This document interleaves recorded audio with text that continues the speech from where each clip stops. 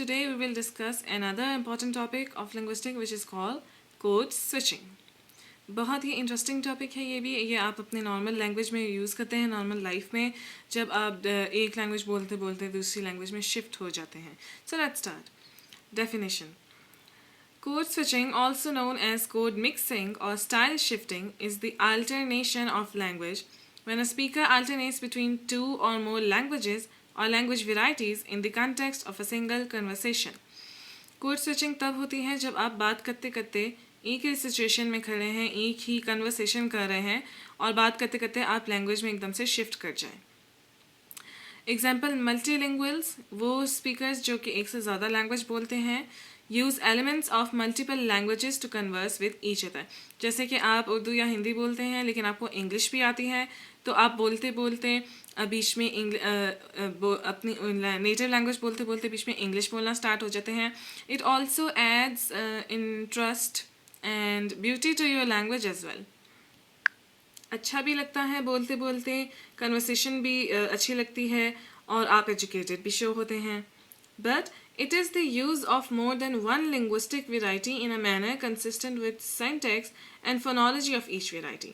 Important बात इसमें क्या नोट करने वाली है कि कोड स्विचिंग तभी बेहतर साउंड करती है और तभी ये नॉनसेंसिकल नहीं लगती है जब आप जो कि कोड स्विचिंग कर रहे हैं वो कंसिस्टेंट हो सिंटैक्स के साथ, यानी कि जो सेंटेंस स्ट्रक्चर आप यूज़ कर रहे हैं उसी के साथ सिंटैक्स के साथ आप कंसिस्टेंट रहें और जो फिनोलॉजी हर एक लैंग्वेज की हर एक वेराइटी की है आप उसके साथ कंसिस्टेंट है, तभी कोड स्विचिंग अच्छी लगती है.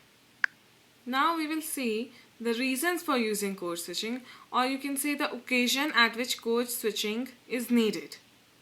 Number 1, while discussing particular topic as it requires specific language and thus convey issue about topic in a better way.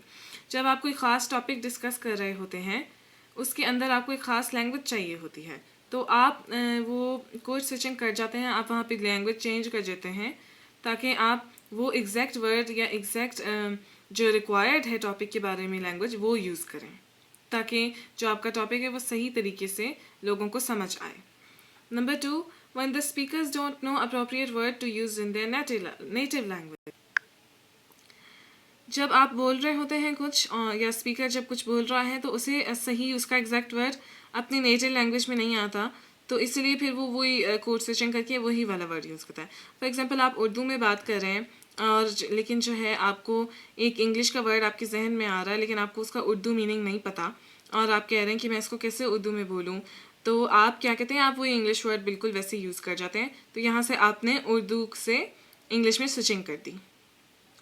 Number 3, to maintain exact meaning of a word such as technical terms.